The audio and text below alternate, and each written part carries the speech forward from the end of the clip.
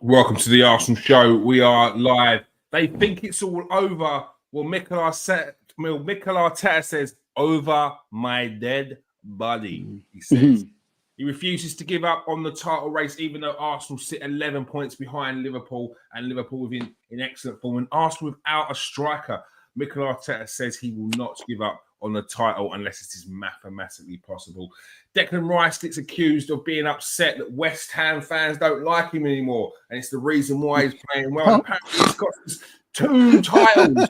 2 titles, they say. Martin, Erdegaard's are being accused of hiding away and ghosting. Crazy talk. The world of Arsenal fandom is it's pretty standard. We've obviously got the Nottingham Forest preview with their game tomorrow against Nottingham Forest in the league, and the PSV preview for the Champions League as well. I'm joined by Steve K. How you doing, Steve? Yeah, good, mate. Very, very good. A little bit better than what I thought I'd be after the weekend's result. But yeah, we move on, mate. We've got Forest on tomorrow night. And yeah, we need to win it, mate. We need to get back. We need to do something. We need to perform because it's going to be tough. It's Forest away. It ain't going to be easy. Yeah. And yeah, something needs to happen, mate. We need to start winning games again and playing well, especially. Yeah, look, we've got a fair few games to go, and I know people may say that the season's over, but you can't down tools now. You've got to get back to winning ways. You've got to start performing, because otherwise, if you haven't entered the season, you give up right now. It's just, you've got to have that level of professionalism. You've got to turn up every week. Like Arsenal can't be finishing the season just without petering it out. Don't want to peter out, does it? Right. They've got to do something. Yeah.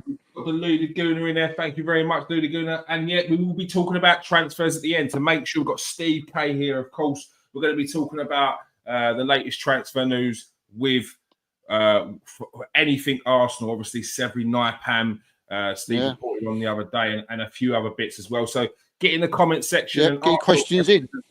Get your questions in. And smash that like and subscribe if you are new to the show. And if you're watching on Twitter, smash that like and smash that retweet. It all helps. Steve, Mikel Arteta says he refuses to give up a fight. Now, I went straight to the comment section when I saw this, because I'm a glutton for punishment, really. And what got me is the people's reaction. It was, oh, we're bored of this. Shut up. Give it a rest. You're deluded. And I think to myself, what is Mikel Arteta meant to say? And yeah, exactly. Any manager meant to say at this point here, with a fair few games to go, is he meant to turn around and say, look, it's over, we should focus on the Champions League? Yeah. A manager can't do that, surely. No, definitely not, mate. It's totally, totally normal, isn't it? I mean, we've been used to it over the years. I mean, we've seen a lot. It's unlikely, look. Do you know what I mean? The chances of that doing anything is virtually, nearly impossible. But look, while there's hope, while it's mathematically possible, you're never going to get a manager, especially of like Mikel Arteta standing, who's managing a club like Arsenal, who pushed Man City all the way last year. You're never going to let the players hear you turn around and say, yeah, it's over, it's finished. I mean, look, if it was 5 games to go, he may be a little bit philosophical about it. He may be come out and be a little bit more, not truthful, but a little bit more sort of, it's unlikely now. But look, what is it? 11 games to go. Yeah. 33 points to be had. Look, who knows? Things can turn around. We've seen it before, and we've seen it before. Big leagues go, and you've got to have hope in football, haven't you? You've got to have hope. You don't want to hear your players, hear your manager turn around and say, nah, that's it. Especially when you're performing badly, because I don't think fans understand, it's not just the league that we're in. We're in the Champions League, and we're in with a puncher's chance of going far in that. And we're not performing well at the moment.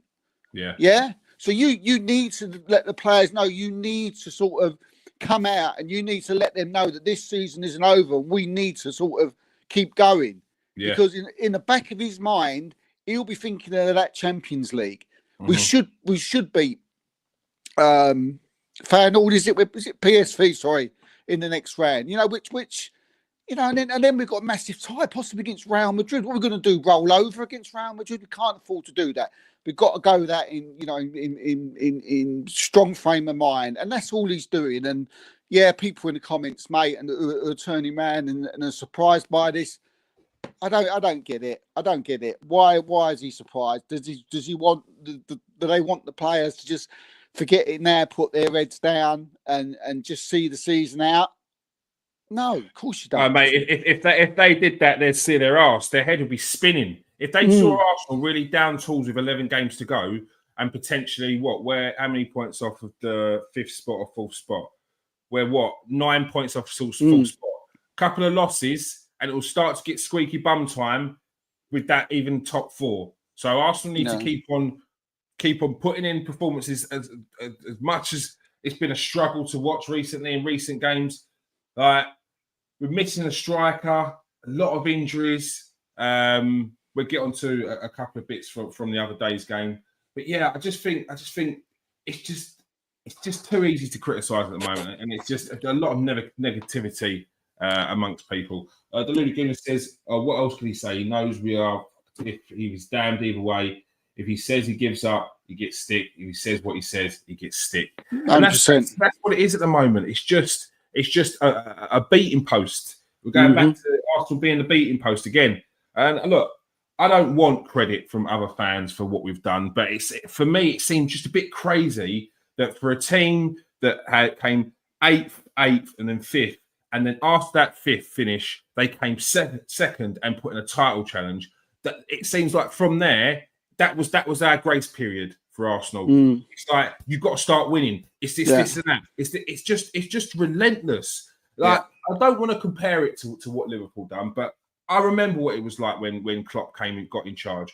When Klopp got in charge of Liverpool, there was this notion, the narrative was, it's rock and roll football. It's end to end. It's so exciting. All they need is these few pieces of the puzzle. All they need is this, and that. And there were a couple of seasons where it was open, very open. And then what they do? They went out and got Virgil van Dijk. They went out and spent 70 million on Alisson. They got the players in they needed.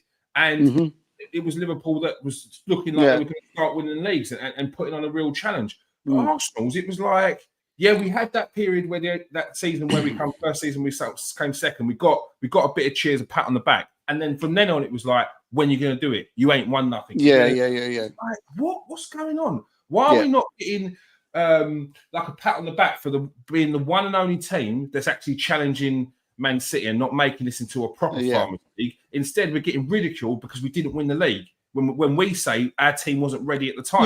You're right. 2 seasons on from that, we should be a bit more prepared. We should be ready. And now I feel like we should have had a striker in place, but we didn't. But teams have peaks and troughs. Teams have seasons where they're not quite at it. But as long as we come back again and we've got our squad ready, then Mikel Arteta will have less excuses. But it's just like the narrative. It's a pressure pot. It's a cauldron in here at the moment as an Arsenal fan. Yeah. I mean, you said it there, mate. I mean, if it wasn't for Arsenal, I mean, do you know what would the last 3 seasons be like if it wasn't for Arsenal? Do you know what I mean? And you're getting fans, you know, not everyone, but mainly online, because we all know that, you know, I did a tweet today and I sort of likened people online to the drunken guy down the pub who's shouting in the corner. Do you know what I mean? That's who he is, isn't it? You'd be sitting there at the bar, you'd be having a chat, you'd be talking football, and then there'd be some idiot who's drunk out of his head and is shouting out nonsense because you're talking sense, and that's online. But you're right. If it wasn't for Arsenal, where would, you know, that season where we finished 5 points? If it wasn't for them, the league would be over by January. You know, if it wasn't for the following season, you know, when all right, we had Liverpool and Arsenal, they were fighting for it, but it got to a point but Arsenal were there all the way, and then Liverpool fell off a cliff. But it's like, it's okay for them teams to fall off a cliff. It's okay for them teams who, in our minds, are meant to be ready. It's okay for them not to win it. It's okay for them, but with Arsenal, it's like you said. There seems to be a narrative around the place that why haven't you won it? Why haven't you won the league? Yes, you finished second. Yes, you challenged Man City 3 years ago. Yes, you did it. You took City to the last day. Yes, really now you're the only team that's challenging Liverpool at the moment. But why haven't you won it? And it's a ridiculous, take from fans. And I generally don't know now, because listening to today's fans, whether they're actually bantering or taking the piss, or they're just, I think the lines are blurred. or you're actually stupid. I've literally now. I don't know. I used to. Yeah. It's like I sometimes people talk to me and they'll message me and I'm like, look, I have to look at it for like a long period of time and analyze it and think, are you serious about this? Are you taking the piss? Do I come back with a funny like anecdote or reply to your message with that, or do I just like think this guy's off? He's just a total idiot. Yeah. I don't know anymore. Yeah, look, I have no idea. Honestly, I think sometimes it's got to the point, where people will just say anything to try and get under your skin, and because it happens so often, I genuinely think the lines are now blurred between what people actually think is banter and what people think is a real. I don't know what it is anymore. I don't think that's a lot of the general people. It's the people online. They want to get, and because they've been wrapped up in this world of nonsense talk, then they feed into it. Like the amount of times I heard, FA Cup don't count for Arteta because it was Emery's team. Then why didn't Emery win it with that team? Like, what are we doing here?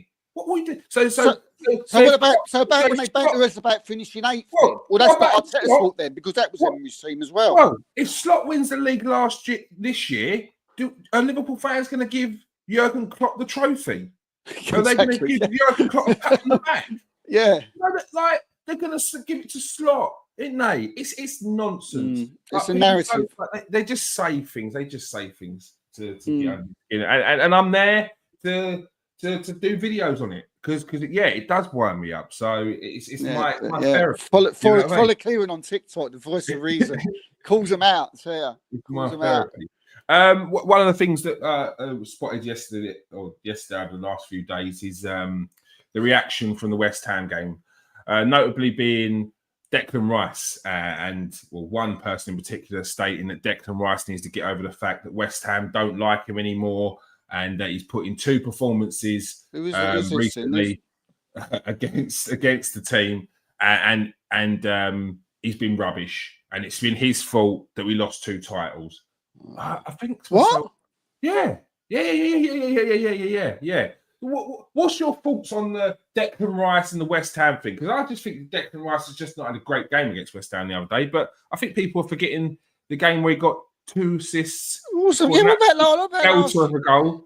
And in the other game where he had just a good solid game. Like I think people are just picking choose when they want to be offended by or annoyed by someone. Yeah, it's scapegoating again, isn't it? It must be. I don't know where you got this from, but it's just, I don't know. It just seems to be like for something to say. Yeah. How can you ever go? We had the Odegaard. We spoke about that the other night. We may speak about it again. And why are you calling out Declan Rice? It's been next to perfect the whole season, and you're calling out, a guy who's, okay again, but like many players, that they haven't been maybe at their best, but you can't call out players at Declan Rice. I can't. What did he say again, the geezer? He said that Declan Rice, get over it. West Ham don't like you. You put in 2 rubbish performances against West Ham, which has cost us titles and cost you titles. Hell. I'm like, what? I don't even know what to say. It's like, we don't like you. Do you know what I mean? I don't like you, whoever you are that said it. You know, I don't like you. Do you know what I mean? So what we do? You know, you don't watch Arsenal no more. Then you know, Declan Rice probably don't give a shit what you think about him. I don't think he does. I think he survived without the. I think he's. But what good do they think it's going to do? What good do they think it's going to do? Do you know, this is what I don't understand. There's so many negative people around Arsenal and all football clubs at the minute. I seriously don't know why they bother watching football. I really don't. Do you know what I mean? I don't know why they bother anymore. Just don't watch it.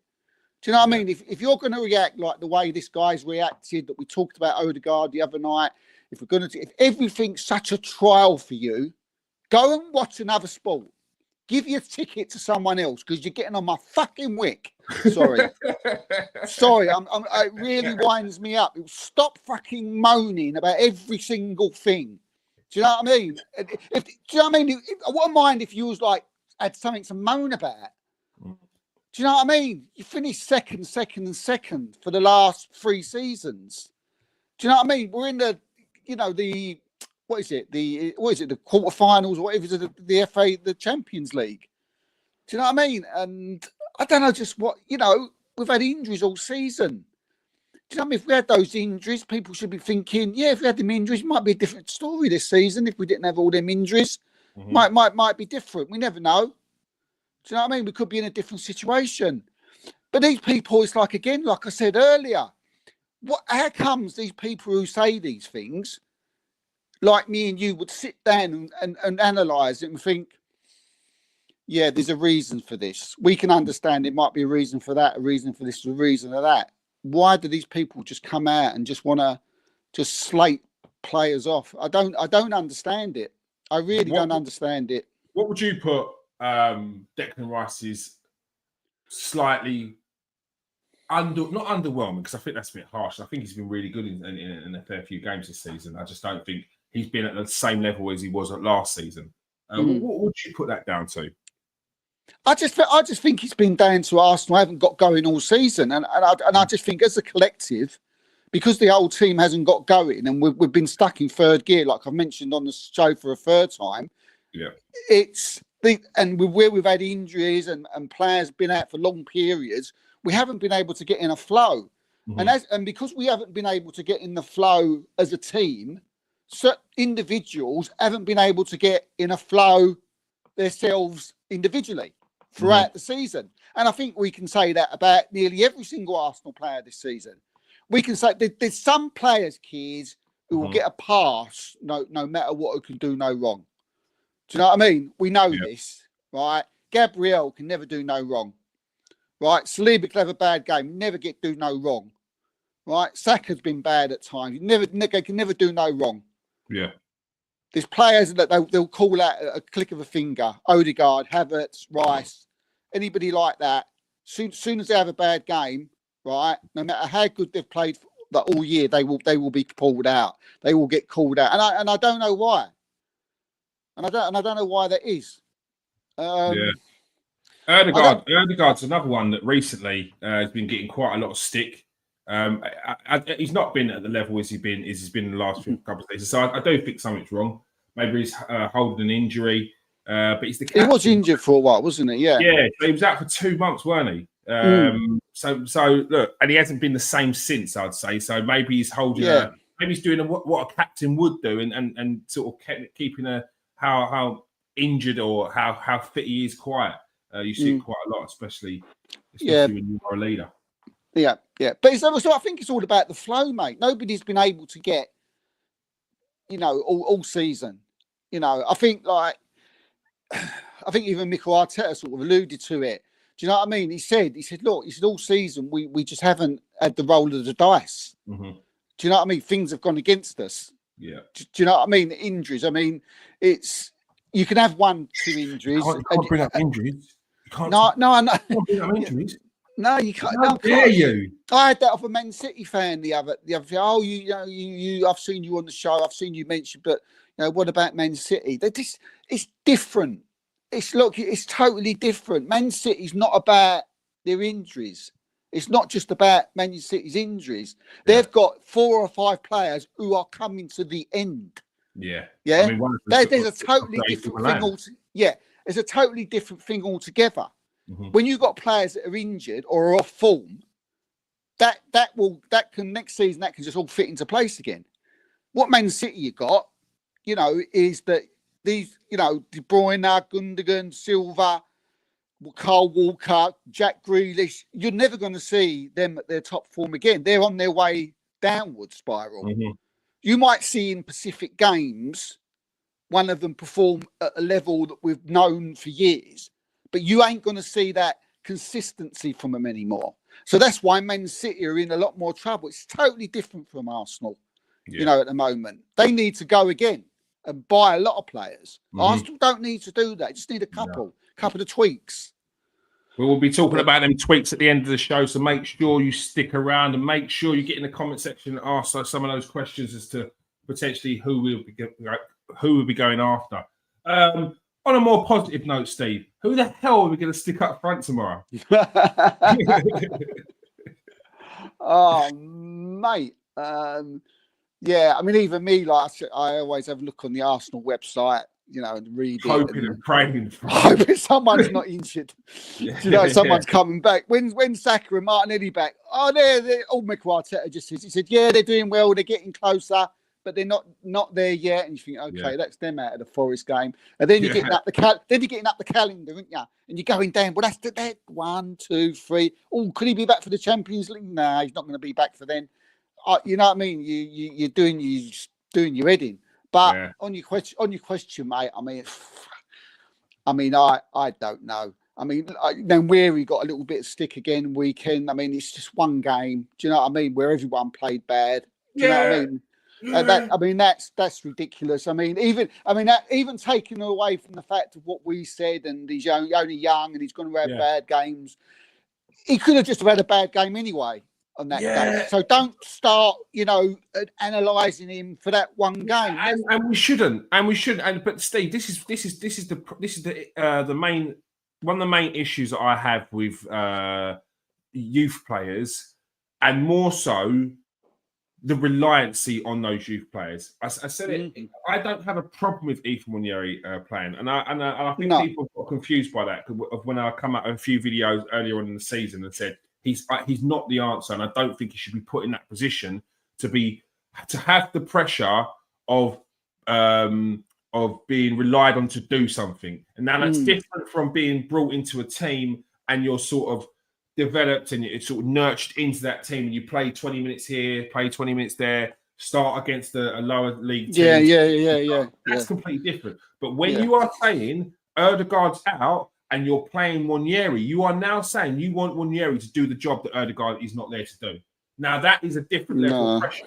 That's not just putting in a young kid for giving him 20 minutes to see what he can do. You're not seeing what he can do. It's early in the season. You need the points. We need for them to do something. So the answer is not to put the 17-year-old in, it's to put Trossard in there. It's to put someone else who can play in that position in there, and then Nwaneri comes in afterwards. Now we're getting to the stage where we have to play Nwaneri, and we're getting the people, the critics are coming out of the woodwork. And this is the problem I have. His game is not developed as much as what people are saying. His game, his experiences on the pitch mean he's not going to take up positions which a more experienced player would do. And we're seeing that in games. Like, for instance, I pointed out yesterday about people saying that Ødegaard hid, and the reason why he ran away from the ball rather than making that straight run is because he wanted to move away from the ball. And I said the reason why he moved away from just making that straight run is so that Nwaneri could make that run through. He didn't make it, did he? He didn't make the run. And he didn't make that run. But if he was a 10 or even a winger that's dropped into the middle, natural instinct over time would be to run into that space because you've seen that Ødegaard's created the space for you. And you were arriving late into the box. Now, pass and move, mate. Pass and move. Exactly. Pass, move. He didn't move. Exactly. And that is experience as well as whereas you're on the pitch. He could have been thinking all sorts of things. He could have been thinking, I've taken up this spot. Do I stay here because I don't want to leave a gap in midfield? These are things that we don't know what was going through his mind at the time, but he's a youngster. He's a 17-year-old and too much pressure already is being put on him because, like, even the other day when Rio Ferdinand said, should Mikel Arteta have played Ethan Nwaneri in that number 10 when he was out? Well, no, we tried it and it didn't work. Like, he tried it in games. He put him on for 20 minutes. He put him on for a half. He started him in games because we needed players. And it didn't work. He's just not got the experience to play in that 10 role at the moment. Yeah, I mean, Arsenal fans have got to be careful that just because they see him where he do certain things in certain games, you know, what fans seem to do is now they see him do it once, they sort of they think, right, you know, he's at that level and he's going to do that every single week, week in, week out, and he's going to think that way, bend that ball in. But it doesn't work like that. It doesn't work like that when you're like a seasoned pro. Do you know what I mean? But they're putting too much on his shoulders. It's as simply as that. You know, there's too much on his shoulders. He probably got that ball in the middle of the park, played the ball, and then all of a sudden just, I don't know, maybe he just switched off thinking that that's not normally the run I make. That's not normally where I am. He found himself in the middle of the park and his mind just is not switched on to make that run when he should. In training, he may not have been told to do that. But what an experienced player would do that anyway. Do you know what I mean? They would think automatically. Yeah. If that was Rice that would play that ball, he would pass and he would move because he's part of it. Yeah, because they're just experienced. Even if they hadn't been told to do it, even if like that they're not, they're programmed to do that type of thing. It's just because they've had the experience over the years and they've got older heads and they've played more games. They'll know to make that run. Yeah, and he just never. And Odegaard's probably forgot that he may have thought like, then where he will make that run. Yeah, natural instinct. Natural instinct, forgetting that he's a young kid and he may not. And he's automatically gone that way, which is understandable. Yeah. But yeah, I mean, to answer your question, who to play out, I'd go back to like probably there ain't a lot of choices there. Do you know what I mean? I'd bring Sterling back in. Yeah. I'd put him back on the left, put Nwaneri on the right, and Trossard down the middle. I don't think I'd go Mourinho. Just see how it goes, and if we need a goal, obviously then bring him on like you did against Leicester. But I don't think there's any other way we can go. Do you think there's room to be looking at some of the youth players to bring them on to give them an opportunity? No, I think it's still a massive game tomorrow night. And I think like I wouldn't play anymore. I think Garth mentioned the other night, I think he had a good point. I think you just can't play too many at the same time. And tomorrow night, let's not get it. It's still it's still a big game. Yeah. I mean, look, if do you know what I mean? If Liverpool slip up tomorrow against Newcastle and we win, it takes it down to then 8 points with Arsenal with a game in hand again. Yeah. So, and then they win the game in hand, it's down to 5. Yeah. And this was like what Mikel Arteta was alluding to in his press conference today. He said 3 days ago, we was like, whoa, hold on a minute, Liverpool could slip here. And now 3 days later, you're 11 points behind. Now there's no reason why that can't go the other way. And by the end of next week, it can. Liverpool are a bit of a machine at the minute, and they look like they're going to win every game. But from Mikel Arteta's point of view, you have to have that frame of mind where if they do slip up again, you've got to be there. You've got to be there. One thing I would do is I think I've thought, we were talking about positives of that game, and I mentioned that I don't think there was any. I mean, after the show, one did come into my head. Okay. And because of it, I think he should start on tomorrow night, and that's Ben White. I'd bring him in. I'd bring him in. Yeah. Yeah, I'd give Timber a rest, or even switch Timber to the left, maybe. Okay. Yeah, I'm all for that. Switch Timber because White looked sharp, looked up for it, and the way Arteta was talking about Ben White in the presser today, Yeah. He was bigging him up and saying he was looking good. We've missed him. He's got that when he on that right hand side. He's so important on that right hand side. Yeah. You know, and we haven't had that all season. You know, from like White, Saka, Odegaard, we've not had that once all this season. Mm-hmm. So I'm beginning to think that we need Ben in there. He's a unit. He gives us that type. It gives us that bit more strength. He's got this attitude where he's a winner, and I think Skelly needs a rest. I mean, he can't play anyway, but I think it's time maybe to give him a little rest. Yeah. And put Timber out, and then now White's fit. We've got the opportunity to give Skelly a rest because we can bring Timber out on the left hand side, and I think Timber's got that little bit more pace than Calafiori. So I would bring Ben in, and I'd be excited to see Ben back because I thought he looked decent when he came on. Yeah, I think many people would be excited to see Benny Blanco back in the squad. For everyone who doesn't really, for anyone who's probably questioning that point, what do you think that Ben White gives over Urian Timber, or would be missing from Ben White at least?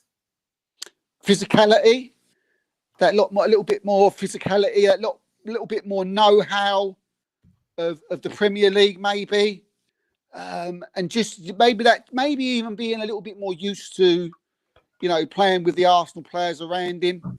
I don't know because, you know, we haven't had sort of like been able to really play it that back four of White, Saliba, Gabriel, and Timber yet.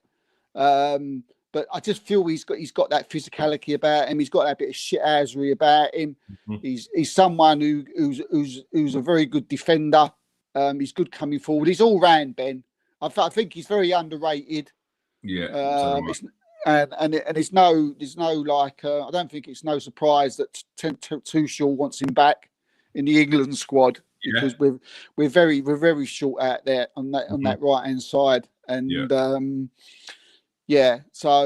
that physicality. It's just something about you know Ben White. It's something about him, innit? When he's in that team, and we can't knock Timber because he's done extremely well, but there's something about that on that left right hand side of the Ben White, the Saka, and the Odegaard thing on that right hand side that makes Arsenal that little bit more, you know, stronger defensively and going forward. You know, and hopefully it won't be too long before Saka's back, and then we can have that right hand side for maybe the back end of the season. But I'd still wouldn't drop Timber. I'd like to see him because I always thought he was going to be our left back anyway. So I think he's always performed well on that left hand side. So I don't think I'm not saying drop him. Personally, I would, as I say, maybe now Ben's back, give Lewis let him sit down for a while. Give it to him. He's been fantastic, and see how that back four goes. Yeah, no, I agree. I agree with Ben White's physicality. I think his range of passing is very underrated. It's not spoken about enough. He's got a brilliant cross on him. His pass appreciation is excellent. The way he crosses the ball into the box, he's got different types of crosses, whether it's sort of a head height fizzer with pace on it. So you just got to knock it on. He drills it across the box. He loops it in. He's definitely been working on his crossing. His passing is excellent. And his link-up play with Saka and Odegaard has been massively, massively missed. And I think when you take those little cogs out of the team, it's easy to feel that you can replace them with someone like a Urian Timber, but it's just not the same. It's not to say that I don't like Timber. I think Tim's been excellent since he came in. I think he's actually been overplayed a bit at times. We've relied a bit on him too much, considering he had his ACL injury. But it's just Ben White's just different. It's just different. I think we do need that in the team. We need a little bit more presence in that. He's got a bit of nastiness about him, isn't he? Which I think we need. Yeah. And I do think that it's been one of them things where because we've been getting along with the replacements in Lewis Skelly and everything like that, we seem to have forgotten what it is that Ben White does bring to that side. And I think the same as when Lewis Skelly's been playing. I think we forget what players like Calafiori bring to that left-hand side as well for players like Martinelli. Like with Martinelli and Calafiori, they seem to have developed a little bit of a link-up play that's similar to when you've got a left-sided player on that side as well. Like it just seems to tick a lot better. And it's not taking anyone away from anyone that down there can play there. We need. I mean, I think our forward line will be so much better when Saka and Martinelli's back, because at the moment, I think defensive just find our forward line very easy to mark. Yeah. Do you know what I mean? I mean, normally you would get the guy from the midfield breaking in, you know, like a Lampard type of person. Do you know what I mean? Who come from deep, score the goals. We haven't really got that. Do you know what I mean? We're doing that much. No, and Odegaard's really not hasn't been doing that either, is he? Do you know what I mean? I mean, he did it like when Xhaka was there. Do you know what I mean? That season, you know, he was pretty prolific, wasn't he? Odegaard that season, with assists and everything. Was that something to do with Xhaka? Maybe. But we haven't got that. Defensive find it very easy. Do you know, Odegaard's not the greatest to shoot, and his shooting's been poor recently. But so I think if you know, once you got Saka back and you got Martinelli back and you got that right side back with Ben White and Odegaard and they're ticking over that side, then it gives the defenders a lot more, you know, a lot more to worry about. We still haven't got like that main focal point striker. That, you know, we're not going to have that for the rest of the season. We've just got to get on with it. I would have thought that would probably be Trossard now than you know, for the remainder. Yeah, I've not got anything against Trossard there, but I do think we need someone who is just a little bit, I don't know. The other day, it felt early doors that the Moreno thing wasn't going to work. Like, it just felt like you could see he got into the box a couple of times, got a couple of nice headers, tried to sort of lay up a couple of headers for people. But I just felt we played into West Ham's hands if we're going to be knocking the ball into the box from Moreno. And I can understand why people don't it, because he's so good in the air. His headers are so clean as well. But it just didn't work. So I think if we had got someone like Trossard, who's a little bit more mobile around the box, we'll get off more shots, because that's what we need to do. We need to shoot. Right? Not having shots in the game. You're never going to score. You're not putting any pressure on the keepers. There's no pressure on the forward line. You need someone who's going to start wrapping some shots in. So yeah, we need to see something. What's your predicted lineup for tomorrow then? Predicted lineup, I'd say it was Rayo in goal. I'd play Ben White, Gabriel, Saliba. I'd put Timber out on the left, Partey, Rice, Odegaard, then Weary, Sterling, and Trossard down the middle. I don't think that like in the final third, the offensive area, there's not a lot of really to play with at the minute, is there? So more or less. I mean, you could bring Jorginho in for Partey, but I think we need, you know, I think we'll need Partey's, you know, physicality in there, and think he never had a good game against West Ham, but then again, neither did anybody. So, but yeah, that's probably the strongest team we can put out, and I'll be surprised if White ain't there. I think we need him. Really do think we need him in that side somewhere. Yeah, I think especially with Nottingham Forest, because they're a physical side. Yeah, and we, you know, again, we talked about physicality with White and Timber, to get him out on that right hand side. I think will benefit us. Do you know what I mean? Because it'd be a tough game. I mean, I'm sitting here now, and do you know what I mean? I don't know how it's going to go, but we need to win it. We need to win it. It's similar to PSV as well. Like, it's a game with the team, current squad we've got, is going to be very, very difficult. But PSV should be a team we should be looking at, like, we should be winning. Think with that, it's going to be very, very tough. They've got a good team. They end up beating Liverpool in their final Champions League game. and they've got some really tidy players: Luke De Jong, Bakayoko, Noah Lang. They've got some really good players. Oh, yeah. They're It going to might be be really tough. So defensively, we should be all right. It's just going forward. I'll take a draw, mate. I'll take a draw over there. If we come back with a 1-1 or 0-0, I'll take that.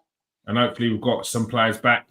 That's me thinking. Yeah, that we, make fingers crossed. Maybe Martinelli and Saka, possibly. Do you know what I mean?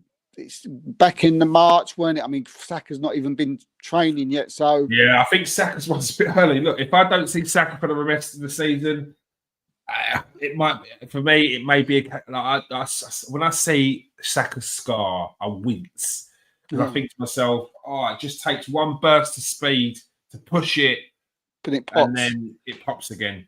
Yeah. So I think he needs all the rest he can get. Martinelli, look, I'm all for him coming back. It'd be a good opportunity to see if Martinelli can do the bits up top. We've been speaking. People have been speaking about it for years, wanting to see Martinelli up top. There's no reason he can't come in and try and do a job there. It's someone who will be able to at least hold the ball, got pace on the shoulder, on the last man, and we'll have some shots. Like watching Arsenal play against West Ham the other day, and pretty much got no shots. Do you think Saka won't be back then? Do you think we won't see him this season? I think we could see him, but I think it will be towards the tail end of the season, and I think it will be obviously we want to see him sub appearances first. Be great to have him back for if we get through these next two games against PSV, and if we can get him through, get him next playing in against Real Madrid or Atletico. Look, I'm wishing, I'm thinking. I'm not saying we're going to win it. If West Ham can beat us, then PSV certainly can. So, but I'm just thinking positively again. Hopefully, if we can get past them, then to have Saka and Martinelli and Ben White back, we can do is give it a go.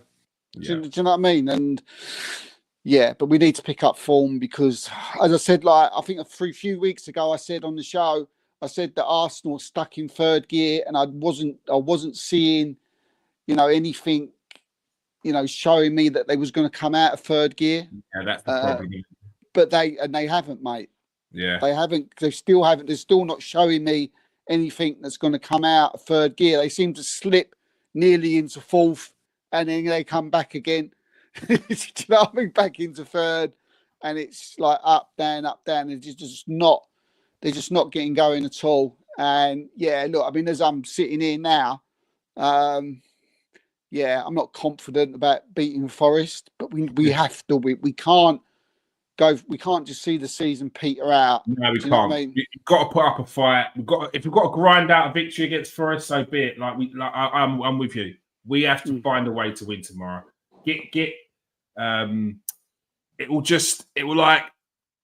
Hopefully it will galvanise the team into fighting for every game, fighting for every point. The fans get together a bit more. We need something. We need something so everyone can be pulling in the same direction towards the end of the season. A big win against Nottingham Forest with a depleted side. I think people will understand that if we do get a win against Forest with this team, it's a top effort, and those sorts of things pull people together. I said it earlier in the season when we weren't in great form when we got that draw against Chelsea, and it felt in that game against Chelsea that draw was just enough to sort of get us going again. It did. Again, although it's a little bit got us going, and we've got a nice little run together. So I think this a win against Nottingham Forest would do that. It would have that little bit of belief in the squad that what we've got in the team we can do something with. So I think Mikel Arteta. If I'm Mikel Arteta now, I'm sure he would have done this already, and he'll probably do it again tomorrow. I'd be pulling Martin Odegaard and I'd be pulling Declan Rice to one side, and I'd be like, sit down, guys. I'm going to say, used to have to grab this game by the scruff of its neck, because used to have got to if those two are ticking, if those two are playing well, I think the ones in front of them will. I think he'll give us more emphasis in front, that they'll play well, because if Rice is up for it and he's winning these tackles and he's getting into the box and Odegaard's doing what we know Odegaard can do, then the three in front of them will automatically play well. Similar to the City game. Do you know what I mean? But I think those two are we talk about who are key. I think it's those two are key. Those two have to have for the rest of the season good games, and not that it's never a blessing besides having a bad game and losing the weekend. But if you're Declan Rice, you've got a chance now to sort of, because he looked gutted, mate, didn't he? Do you know what I mean? He looked really gutted, about his performance. He was sitting on like the bench and he had his head in his hands as he was like, do you know what I mean? I knew I was shit. Do you know what I mean? And he knew he got taken off, and he was right. So I'm expecting him to have an absolute blinder tomorrow. Yeah. He needs to anyway. And so does Odegaard, the pair of them. Yeah. Can't prove them wrong. We've been lacking goals as well from that area. Marina got a couple last week, but I do feel like we've over the past few seasons we've had more from those central areas in Declan Rice, Martin Odegaard. We do seem to be lacking a bit of firepower in there, and it'd be nice for Declan Rice to make up for Saturday's game and get a goal, maybe even the winner. I don't think Declan Rice was that bad for people to be berating him the way they have. And the same with Martin Odegaard. I think it's a culmination of Arsenal not being in great form and like you said earlier, not just things just haven't been ticking over. I don't know what good they think these do. It's crazy. They all need a scapegoat, don't they? They're all looking for a reason. What is it? We don't want to just point at the manager because it's the players on the pitch. So what is it? What is it? So Declan Rice was rubbish. Oh, it's because he's playing West Ham. Get over West Ham. Like, chill out. He sounds like he was angry. Whoever this he was just a bit grinding his teeth a lot. It's time for what everyone was probably waiting for, the transfer time. Get in the comment section. Let us get your questions across. So we've got Steve K here. Make sure you use that time wisely. Ask questions, dig deeper, whatever it is. First and foremost, Steve, we spoke about it yesterday, but we'll speak about it again today. Ollie Watkins, a player that Arsenal was still actually very much interested in. They haven't turned their back on Watkins, but it would have to be at the right price. Yeah, it'll have to be at the right price. Look, Arsenal never go away. If Arsenal make a bid for a striker, then or a player or any player, they're always keep an eye on him. He's always of interest, but especially Ollie Watkins, from what I was told a couple of days ago. We all know that Arsenal made a phone call to Aston Villa, and the conversation that was had involved a verbal offer of £40 million, not 60 million like some that's been reported. It was 40 million. Reason why it was 40 million is because 40 million is something that would not affect Arsenal's budget in the summer, so that was there and available. We explained last night that Arsenal want to bring in two strikers because of the injury to Gabriel Jesus, who now isn't expected to be back until well into the next season. I've been told maybe even November. Arsenal can't afford just to go, and Arsenal were going to go and get a striker anyway in Sesko, that or another. We all know that Sesko's is Arsenal's main target. So because of that, Arsenal wanted another one. Arteta sort of come out in January, said we need another one badly. That was because of Jesus broke down. So and now Jesus looks like he's going to be out for the foreseeable. Whether we'll see him in an Arsenal shirt again is another question. But look, it's something that that's not going to go away. And from my understanding, from my information, from people very close to Arsenal Football Club, is that Arsenal will try to get Ollie Watkins again in the summer. So that's about the long and short of it. From what I know as well is that Watkins would be willing to come to Arsenal.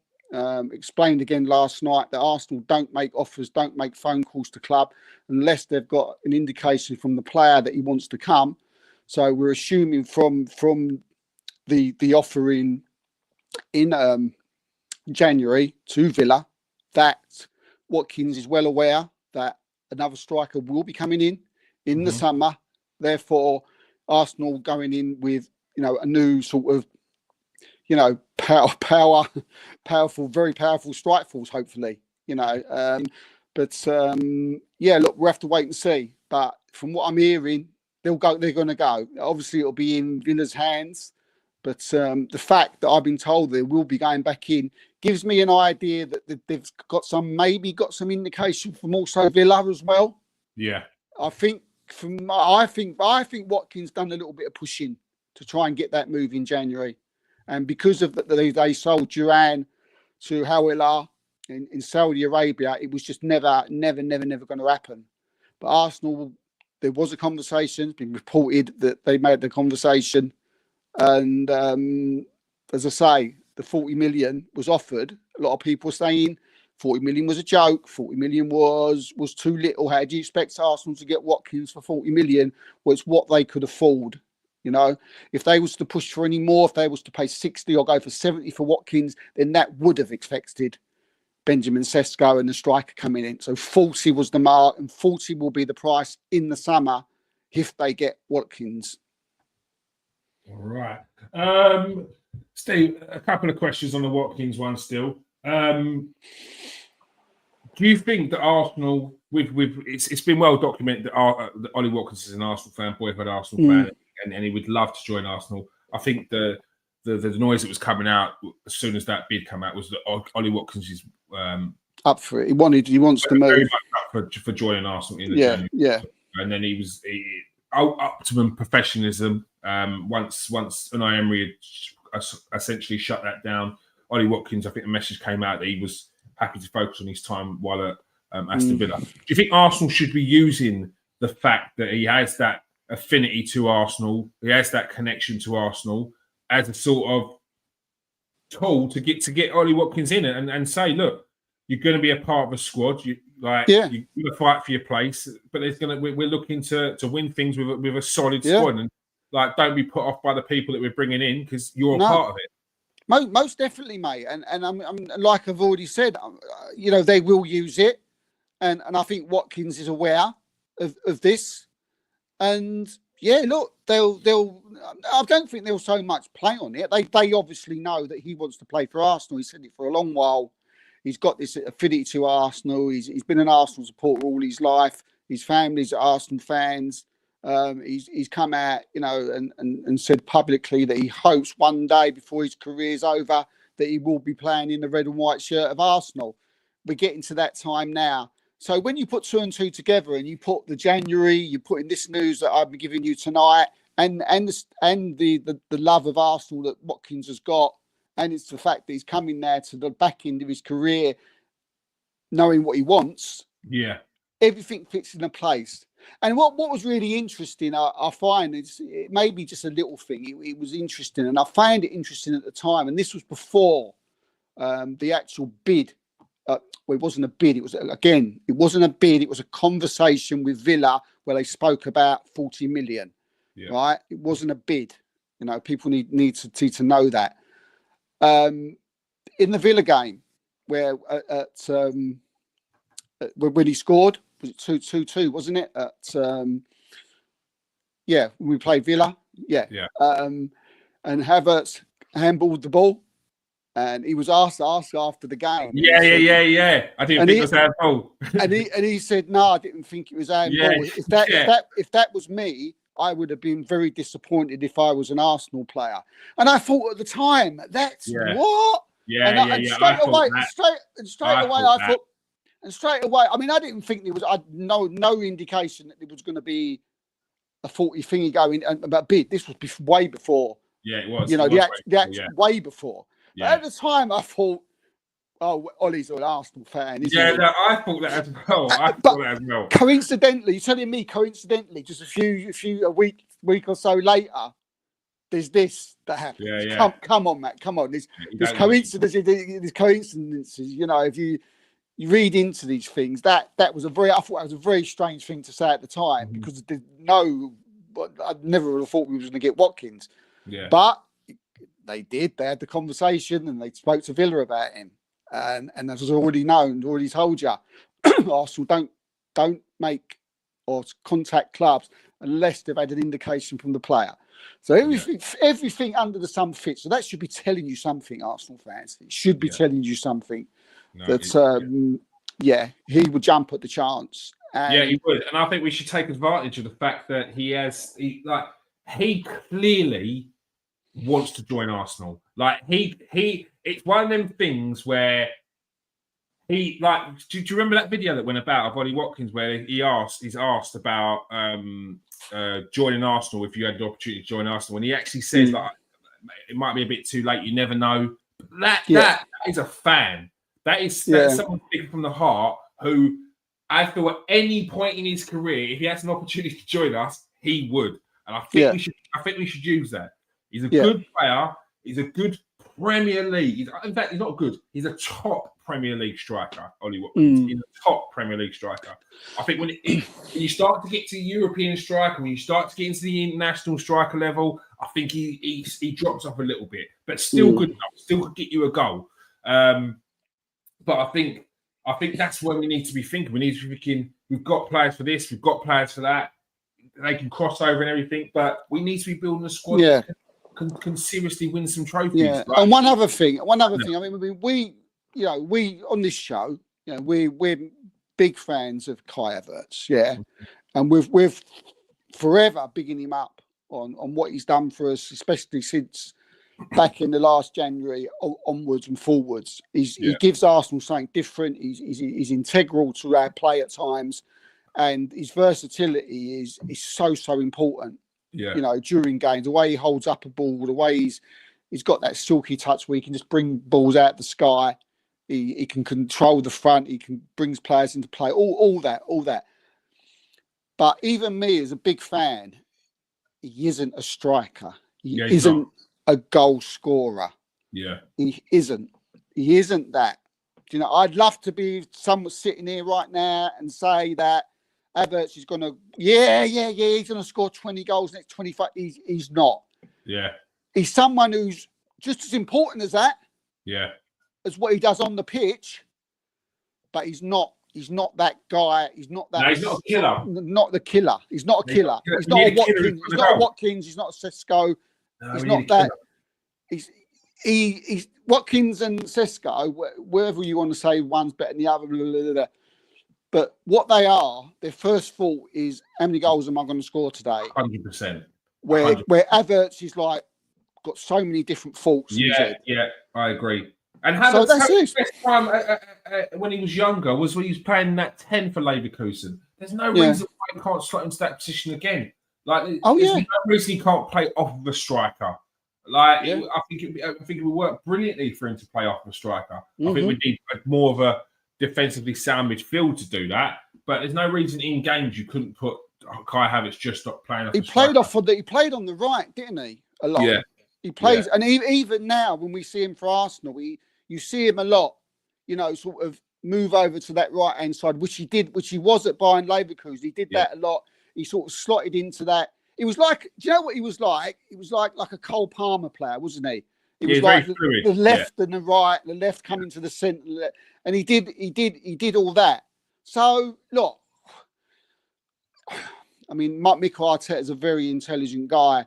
And maybe he sees things on the football pitch that we don't. And we sit here, we try to work out what he wants to do. But Havertz is going to be a conundrum because, when we do bring those strikers in, it's interesting to see what happened with. Look, there's going to be loads of games. He'll get loads of time. Do you know what I mean? Trossard's is not really a starting player, but look how many times he plays.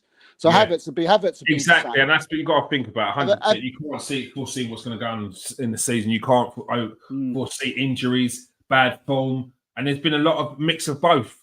It hasn't just been Martinelli's been out because of injuries. Martinelli's been dropped because of bad form, and we haven't had that option in different positions this season as well. Yeah, due to injuries, due to lack. Is that how you see Havertz, Kears? Where do you see him? What if you could get into? I think Havertz, once we've got some forwards in, is a good problem. I think Havertz is such a good player, just such a good footballer, that that he can be used in many different roles, like, especially when if we're trying to push in Europe. Havertz is a perfect player to be playing in Champions League games as well. Yeah. There's room for all of it. And I think 8, we've seen 10 that on the this right. season. We've seen that this season, that for all that people want to mock Mikel Arteta for bringing in left back, how many times have we've had to resort to playing Miles Lewis-Skelly at left back, and he's a midfielder. He's a 17, 18-year-old midfielder. So you talk about left back. Well, we needed a left back. Right back. Tommy Aspinall whole season again for a season and a half. Ben White gets injured, so we've had to move that positions out there. And we can't Fury, mate. People that have stayed fit has been our centre backs, and even then Saliba was out for a little while as well. But with Calafiori, do you know, we all know that Arteta's very big on doing their due diligence with players who want to be part of the squad. He says many times, it's not about the 11, it's about the 22, it's about the people on the bench. He doesn't look at that you're all one, you're all part of one. He calls out, many a time, didn't he? He calls it that, look, this is the entire Arsenal family. He says it a lot when new players sign. And I think, like Ricardo Calafiori, he's one of these players who I think, he's done his due diligence brilliantly. Because I just think, we've said before in the show, he's just happy to be there. 100%. He's just like, I'm so glad to be. I think that's what you'll get with Watkins. Yes. Like that Calafiori's beating his chest, like he's sitting on the bench and we're scoring. He comes off the bench, he's celebrating with the players. He loves it. He loves it. He appreciates being at a club like Arsenal. And I think we'll have that with Watkins. Yeah, definitely, mate. Definitely. Very, as you say, very, very. And them type of players you want as part of your thing. Do you know what I mean? He's obviously spoke to Calafiori and he might have said, look, we got Timber there, and they know. Arteta's told him what's what. Do you know what I mean? He told him the situation. They'll probably turn around and say, look, we got Champions League, got Cup League. You're going to get plenty of game time, just as much as the others. You're not going to be just sitting there and wasting away. Come to our club.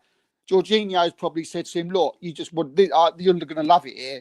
Do you know what I mean? This is a fantastic atmosphere, fantastic club to be at. He's come along. He loves it. And I think, like you said, Watkins will be the same. He'll come in. He'll just be happy to be part of the crowd, part of this team, part of the squad.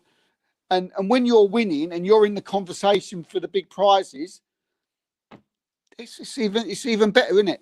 Do you know what I mean? And that's why Arsenal fans who, diss what we've done over the last 3 seasons, well, I'll tell you what, I think these players like Calafiori and these players that are Jorginho's who have stayed at the club, these players are competing for the places. Do you know what I mean?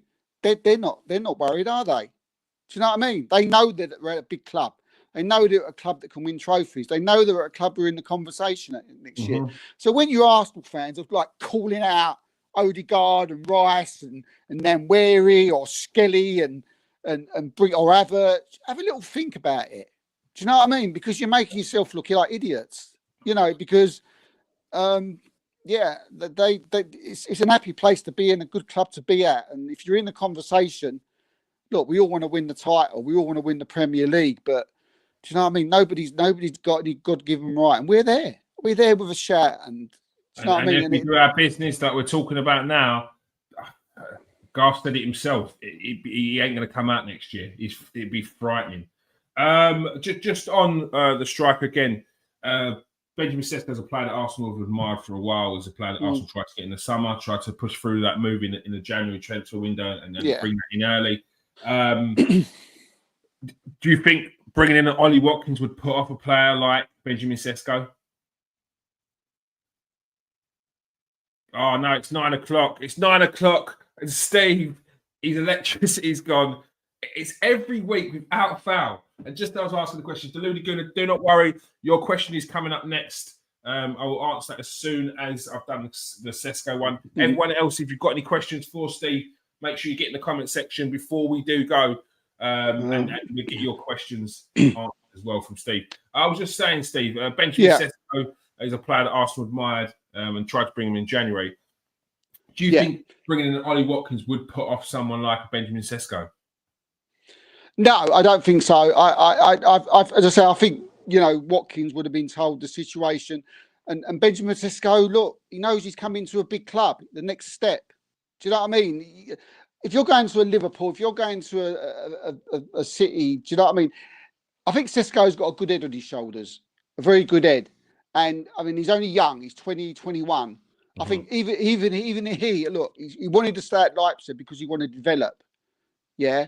I think even when he comes to Arsenal, I think he'll think, right, this is the time to leave Leipzig now in the summer, which he's had a gentleman's agreement that he can. Do you know what I mean? Well, because, the release clause is none and void now. So we probably might have to pay about 60 for him. But I think he understands now that he needs to up his development. And his next part of his development is what I feel is going to be Arsenal. And I think that's a good way. And again, that's a great selling point for Sesko. And I think, again, that helps, with the selling point when you're talking to Watkins.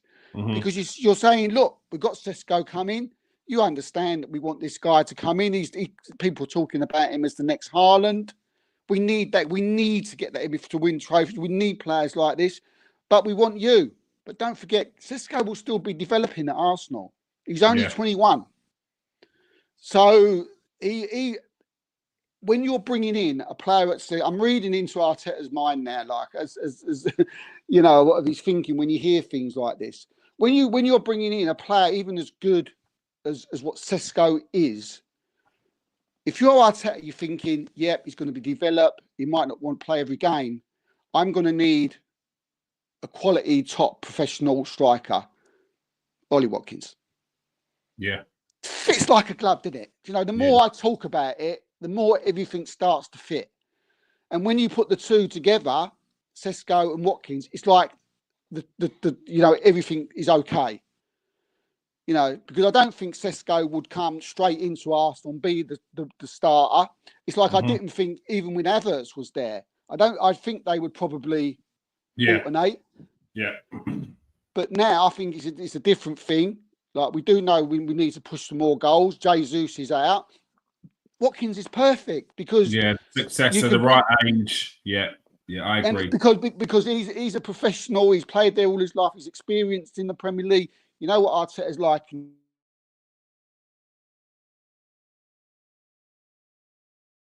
Was playing. Watkins as well was playing. Sometimes Duran was starting, so Watkins wasn't playing all the games this season as well. So exactly, I think he knows he's starting to slowly come to an end, starting to wind down a bit. Some certain games probably it works in his favour, having slightly less games, so he's a bit fresher for other games. Yeah. At that age, you start to get sore in the morning. So look, the more and more you talk about it, the more and more I think it's perfect. Exactly, mate. And I think like the Sisco's all about, you said about Sisco there. But as I said, like when you break it down, he will still come to Arsenal and want to develop his game. Yeah. He'll need to get used to the Premier League. Yeah. So Arteta will still need a top striker who can hit the ground running. It's like we're reading Arteta's mind now. And you're thinking, look, this is like the puzzles are fitting into place, and you think, look. And we know that a lot of Arsenal fans, they want Isak. Isak and Watkins don't work. That doesn't work. Oh, we'll get onto that, actually. That was one of the questions that Deluded Gunnar asked. He said, early one, out of 10, what's the realistic chances of bringing in an Alexander Isak? 5 foot 4. It's the money. Look, first of all, it's the money. It's going to cost around about 120 million if Newcastle do sell. I've seen these reports that Newcastle won't sell if not going to sell anyway. Yeah. Even if they don't get Champions League, they're not going to sell. They won't let him go. Well, I've never heard so much crap in all my life. I don't know what. If the player wants to go, the deal go. Yeah. Do you know what I mean? It's about the players nowadays. Forget, even when they sign new contracts, people say, they're going to be there until 2029. When that don't happen anymore. If he wants to go, he'll go. But so that's ridiculous. I never understood that, and I don't believe it for 1 minute. you know, if a player goes to a place and says, look, I want to play for Arsenal, or if Isaac wants to play for Liverpool, then that's it. It's done. He's off. Because Liverpool are sniffing around now, aren't they? They're And they need a sniffing striker. around. They're like you win the league, you want to take the step up. You don't want to rest on your laurels. And Darwin Núñez ain't that guy for Liverpool. But the thing is, comes to an end. Cisco. Yeah. I mean, but because Arsenal need numbers, if you're buying Isaac, you just got the Isaac adverts again. Yeah. So you still got the same numbers. Arsenal need to bring 2 in. So the Cisco, Watkins, everything sort of fits into place. Do you know what I mean? And there's no guarantees that, you know, Isaac's going to do well at Arsenal. Who knows? I mean, you know, he's a great player. He's a top player. I mean, I think he's probably more suited and likelier to go to Liverpool more than anything than probably Arsenal, if I'm being truthful. But the noises around Cisco and Watkins and the way we've explained it tonight, it's a perfect fit for Arsenal having those 2. As I said, I think the biggest point that we've made tonight is that, you know, with Sesko still needing to do that development in his game and get used to the Premier League, you need someone to hit the ground running from the beginning of the season. And if we haven't got someone who's scoring goals now and Jesus is out, you need another striker. Yeah, we look for all that we've said that Eddie Nketiah wasn't the answer, but Arsenal got rid of Eddie Nketiah and didn't bring in another body, and that has been our downfall this season. We can't lie. Look, I'm not saying that Eddie Nketiah would have made a big difference at Arsenal, but at least we'd have had someone up top who's a vocal point, who's actually a striker in these times to alleviate the pressure off of Havertz when he's been injured or been sick, or take over now when he's been injured. So Deluded, I'd ask you, what's your take on the Ollie Watkins and Sesko both to Arsenal? Would you be happy with that centre forward partnership? Would you be happy with those signings? Steve, before we go, we've got a couple of more, just more of a refresher. Martin Zubimendi, not so much on him coming in, but what do you think he could bring to Arsenal that would add that little bit more balance to the team and working with Erdegaard? Do you think it would be a big asset to the team? Yeah, I mean, he's known as the controller in Spain. He's someone who sits in that number 6 position, and he's a little bit more cultured, though. Do you know what I mean? I mean, we talk about Ugarte, who's coming, who's done a great job at Man United. He's more than that. Do you know what I mean? He'll sit in that position, but he'll come forward with a ball. He's very good at passing it forward. I see him get called out the other day because he kept making loads and loads of sideward passes, and someone put up an heat map and said, "Oh, I don't reckon much of this Zubimendi," because I was looking at his heat map because he was playing sideward passes and hardly any forward ones. Well, there was down to 9 men in that game. so you should have gone and had a look, mate, instead of making yourself look like a bit of a prat. But then again, he's going to help, especially all of the midfield players. Do you know what I mean? Because he's a lot more mobile. He gets around the pitch probably a little bit more than what Thomas Partey would. Probably got that little bit more of a footballing brain in him. He's played in big matches. He's the understudy to Rodri for Spain, and he comes in and he just takes over them, just like Rodri's not there.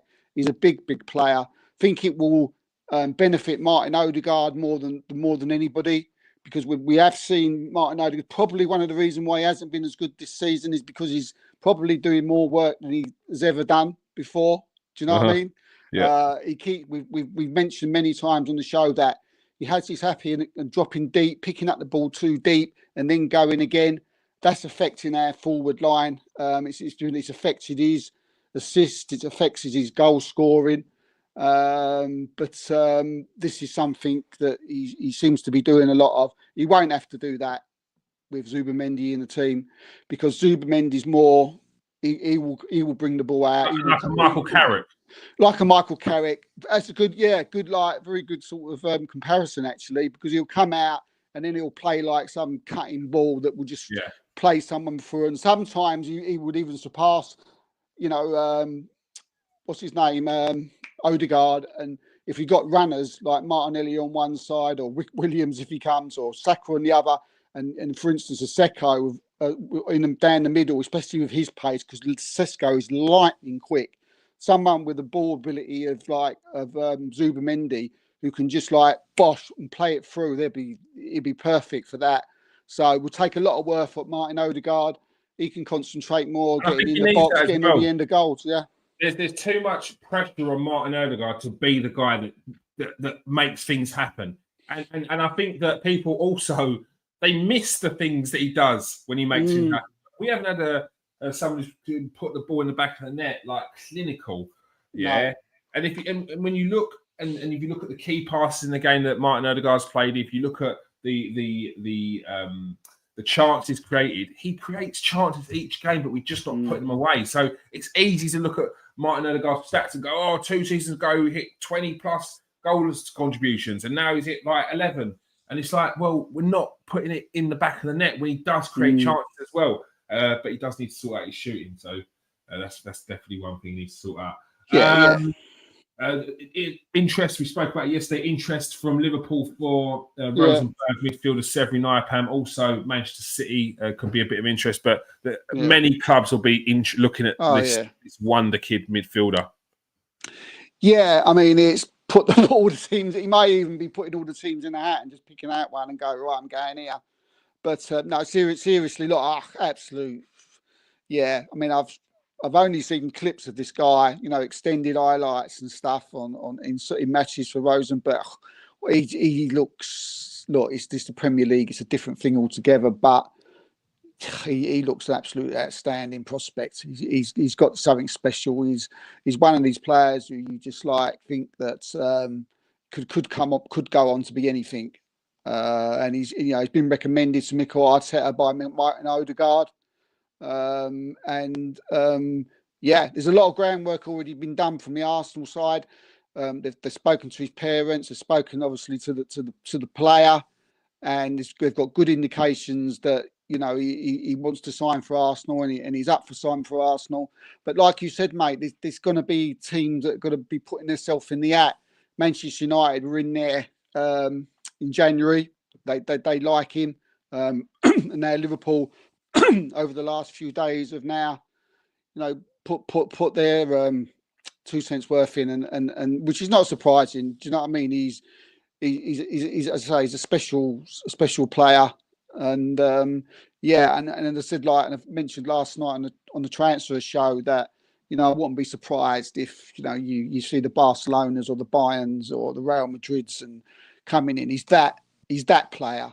Mm-hmm. He is that player, but he dreams of playing the Premier League. So there's that. So I think he'd probably be about between Arsenal and Liverpool, and so it'd be interesting to see this one. It's going to be like one of them ones. If I know from if you're a neutral's point of view, it's going to be interesting, because you're going to be like, I think it's going to be the one in the summer where where's he going to go? It's it's going to be quite an exciting watch. Maybe not for Arsenal fans, because we all want him to come and play for us. But yeah, I think if you're a transfer journalist or something, and then it's one that gets excited by to see where he goes. Yeah, unless you're a journalist who supports one of the clubs. Yeah, unless you're your club. And the final one, obviously, Nico Williams. I couldn't come off the show and not talk about Nico Williams. Is a player that everyone was excited about during the Euros. He was probably one of the players of the tournament. It feels like he would be a perfect fit for the Premier League. He's got that power, skill, he's got pace, the finishing. He's so direct. It'd be like having another Bukayo Saka on that left-hand side. Arsenal still very much at the top of Arsenal's shopping list. 100%, mate. This is the guy. They was willing to put the last summer. They was willing to put down the release clause. They was ready, but Williams turned around and said, "No, I want to stay in Spain for another season." They'd just come off the back of winning the Euros. Yeah, I think it was Yuki who made the point that because of that, he wanted to sort of like celebrate it for the season and spend another season in Spain. But he's got a release clause. I think it's 48 million. It's something that Arsenal have been prepared to pay for a long while now. He's definitely that number one target for that for that left-hand side. And look, as much as we love Martinelli, this guy's something. He's different. Do you know what I mean? He'll walk into the Premier League and just take it by storm. I think he's not what I would call your stereotypical Spanish winger. No, he's not. He's not that. He's like your Premier League winning it. He's more of that. He's got like power. He's got the Spanish technique. He's got that, but he's got the pace and the power and the skill as well. Like he's got tricks in his box as well. Yeah, but he's different. He's different. He's not different. I mean, look, we love Martinelli, and we know when Martinelli on his day can destroy defences. You know, he ain't been great recently, but he can. But this guy is again, something special. And look, another. There seems to be something going on with Spanish, doesn't it? And I think that's all part of, Arteta's psychology, mate. I think he's like, he brings in Rayo as the goalkeeper. Then he's got Mourinho there, and now he's going to bring in Zubimendi to sit in that 6. He's doing that thing where it's like connections. They're connections that make it a lot more smooth. Well, Wenger did it with French players, didn't he? French speaking players. He wanted that element of connection, didn't he? But they had to buy into the English way. Yeah, exactly that, mate. And again, he would have done his due diligence on Nico Williams. Got learned about his character. I'm sure, and he would have asked Rayo and Mourinho, and he may have even had a little chat with Zubimendi and said, what's this guy like? And not even his football ability, because they'll talk about just how he is as a guy, because that's important, to Arsenal. I think like some teams will just go and buy a player for their ability, and then they come and they just don't suit the dressing room. And if you don't suit the dressing room, then that can be a disaster. Do you know what I mean? So it tends to think like with all the Spanish people and the fact that they wanted to break that release clause in the summer, but in the end decided not to, because they just want it's like I've said many times, Arsenal wait for the nod from the player, then they'll put the thing down. No nod, if they ain't got no indication, then they won't put it down. They don't want to look silly. Hence why I don't look silly. They don't want to be turned down in the public. It's not a good look. It's not a good look. Yeah, it's okay being turned down if it's like the Villa one. It's okay, like you having a phone call with Watkins and then the sporting director or the chair or the owner at Villa turning around and saying nah. That's fine. You can turn around and you can say no, but we've asked because the player wants to come, mate. So you talk to him. And wherever your mate. But that's how it goes. That's how it would go, because you ain't going to put a bid down for for instance, just take Watkins, for instance. You ain't going to put a bid down for instance, 40 million for Watkins, and then they say no, and then they say, well, we want this, and they say, well, he don't want to go to you anyway. Yeah. And you look like a right bunch of idiots, don't you? You think, all right. You do your due diligence before. You don't put something down for a player unless you've spoken to him, you've done your due diligence with him, what telly program he watches, what he has for dinner. Do you know what I mean? What he does in his spare time. Yeah. Do you know what I mean? What series he watches, what films he likes. This is what Arsenal do. They know everything before they put a bid down. So remember that. Right, there we go. Thank you for joining us tonight, everyone, in the comment section as well. Deluded Gooner, appreciate your support there, giving us a shout out for everyone there. Go and follow Deluded Gooner, big YouTube channel. Good to hear from him. Appreciate that. Yes, mate. Thank you for joining us tonight, Steve, as well. Yeah, pleasure, mate. Pleasure as always. All right, make sure you get on Twitter, ask Steve some questions. As I always say, be nice. Follow me on TikTok on Kieran AFC or on the Transfer Exchange Show. Plenty of content on there as well. Big game for Arsenal against Nottingham Forest. Let's try and get a win, Arsenal. Let's make this end of the season interesting and prepare for the PSV game as well. Yeah. Peace out, people. Stay safe and wash your hands.